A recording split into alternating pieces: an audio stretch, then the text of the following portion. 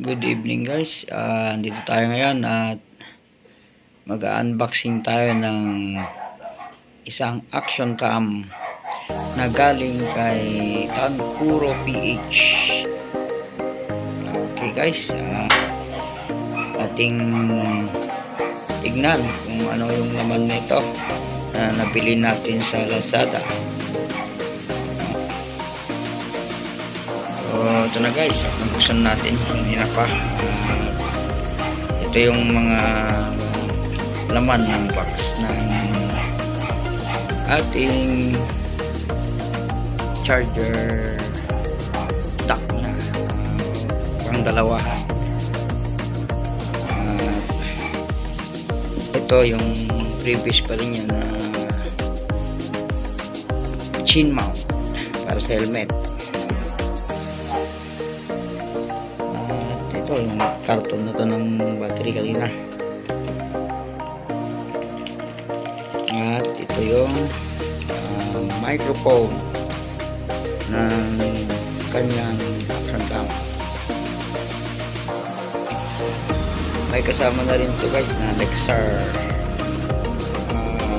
128GB na memory card. So kasama niya pa rin itong cloth stick para pang shelf guys. Ito palang action cam na nabili natin is Ausec S60TR model niya. Okay, ito po siya. May kabigatan. Tingnan natin kung ano yung laman ng kanyang nasa loob ng box. Ito po siya, galing po sa Tankuro PH. Guys, ito buksan natin. Silyado. Clean na po ito siya guys. At mga previous laman.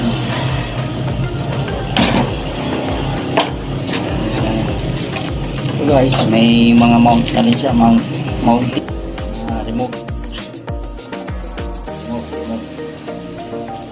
yung sa waterproof case na siya.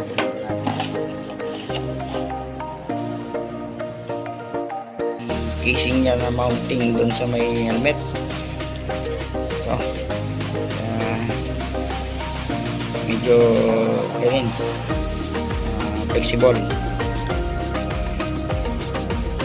At ito yung sa may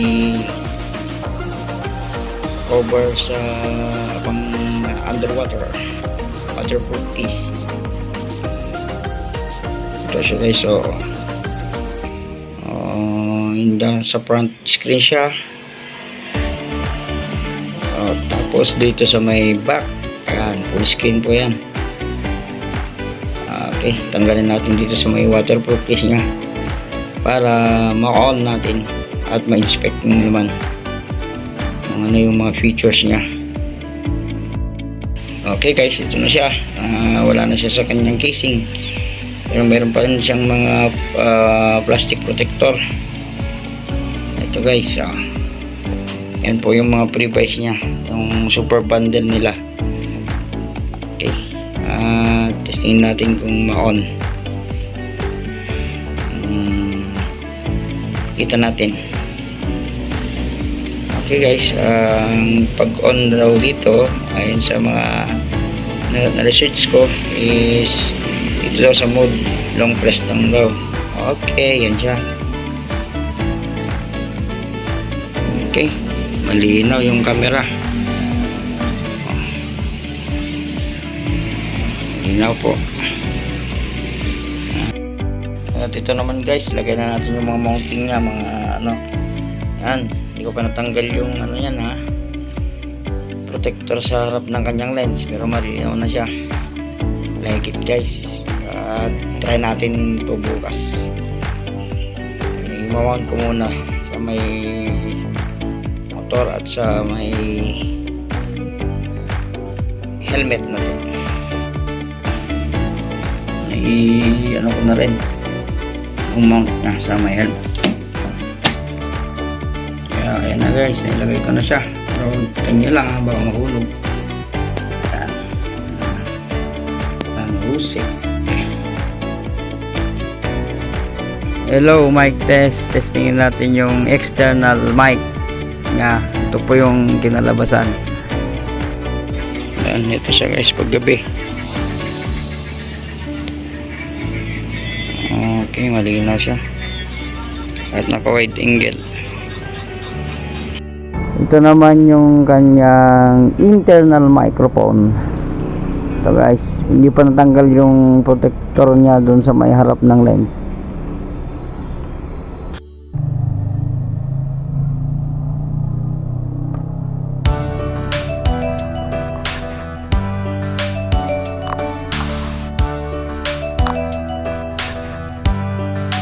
Okay guys, abangan nyo yung mga susunod na video at ano nito.